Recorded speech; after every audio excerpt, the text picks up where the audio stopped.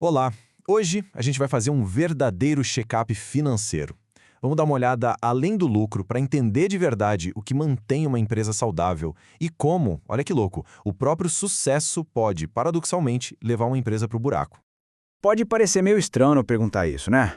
Afinal de contas, se a empresa está dando lucro, ela está segura, certo? Mas a resposta, bom, ela pode surpreender. E ela mostra um dos perigos que ficam ali escondidos no mundo dos negócios. Sim, uma empresa que vende pra caramba, que tem lucro ali no papel, pode quebrar. E o grande vilão dessa história toda tem nome: liquidez. Ou melhor, a falta dela. É basicamente ter grana na mão para pagar as contas, sabe? O dia a dia. Então, para a gente entender isso, este mapa aqui vai ser o nosso guia. Pensa que ele é tipo o prontuário médico da empresa, sabe? Ele vai mostrar cada ponto que a gente precisa checar para ter um diagnóstico certinho. E olha, todo bom check-up começa pelos sinais vitais, né? Na análise financeira, a gente chama isso de análise estática. É como tirar uma foto, um retrato do momento, para ter aquela primeira impressão rápida da saúde da empresa. O primeiro sinal vital que a gente olha é a liquidez corrente. A lógica por trás dela é bem simples, na verdade. Pensa assim: se a gente pegar tudo que a empresa pode transformar em dinheiro em até um ano e dividir por tudo que ela tem que pagar nesse mesmo prazo, qual o resultado? No fim das contas, a pergunta é: ela dá conta de pagar as contas que estão chegando? E a fórmula é super direta. É o ativo circulante dividido pelo passivo circulante. É justamente por ser tão simples que esse é o ponto de partida para qualquer análise de liquidez que se preze. Mas o número sozinho não conta a história toda. O segredo está na interpretação. Se o resultado for maior que 1, beleza, significa que tem uma folga financeira. Agora, se der abaixo de 1, aí acende um baita sinal de alerta. Isso quer dizer que as dívidas de curto prazo já são maiores que os recursos que ela tem para pagar. Ok, além da liquidez corrente, tem outros indicadores que ajudam a refinar essa análise. A liquidez seca, por exemplo, é mais pé no chão, mais conservadora. Ela tirou o estoque da conta, porque nem sempre é fácil vender tudo rapidinho. A liquidez imediata olha só para o dinheiro na mão, para o caixa mesmo. E a geral, bom, ela abre o foco e olha também para o longo prazo. Beleza, então os sinais vitais deram pra gente a foto do momento. Agora, vamos mais fundo. Vamos parar de olhar a foto e começar a ver o filme. É a análise dinâmica, que mostra as reservas de energia da empresa e o quanto a operação dela realmente consome. E o conceito principal aqui é o capital circulante líquido, o famoso CCL. Pensa nele como se fosse a reserva de energia da empresa, o tanque de reserva dela. São aqueles recursos de longo prazo que sobram para bancar o dia a dia depois que já cobriu todos os investimentos maiores, os permanentes. E a diferença entre um CCL positivo e um negativo, nossa, é gigante, é crucial. Se ele é positivo, significa segurança. A empresa está usando dinheiro de longo prazo, mais estruturado, para financiar a operação. Tranquilo. Agora, se for negativo, é um mega alerta de risco. Significa que ela está pegando dinheiro caro, de curto prazo, tipo cheque especial, para pagar coisa de longo prazo, como uma máquina. É uma estrutura totalmente instável e muito perigosa. Só que não adianta só ter a reserva de energia, né? A gente precisa saber o quanto a operação gasta dessa energia. E é aí que entra a tal da necessidade de investimento em giro, a NIG.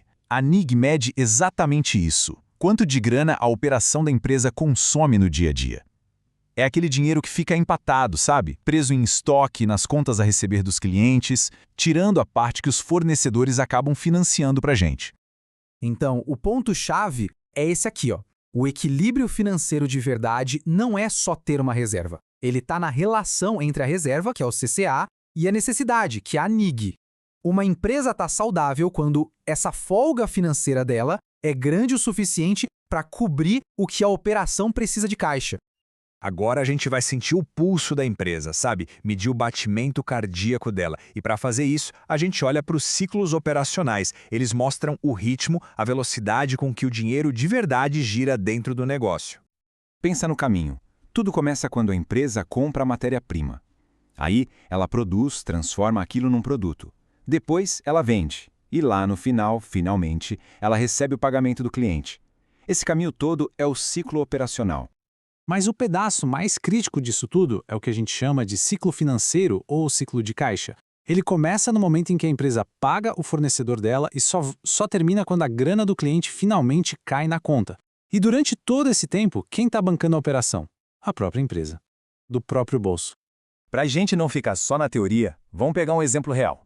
Depois de calcular todos os prazos dessa empresa, desde que ela compra o material até receber a grana, o ciclo de caixa dela deu isso aqui, 120 dias.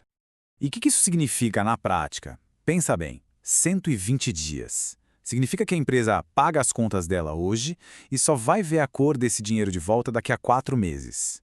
É uma pressão gigantesca no caixa. Ele tem que ser muito forte, muito robusto para aguentar todo esse tempo. Ok, chegou a hora do diagnóstico final. A gente vai juntar todos os exames que fizemos, os sinais vitais, a análise da reserva de energia, o ritmo cardíaco, tudo isso para descobrir a real condição dessa empresa. E principalmente um risco que muita, mas muita gente deixa passar.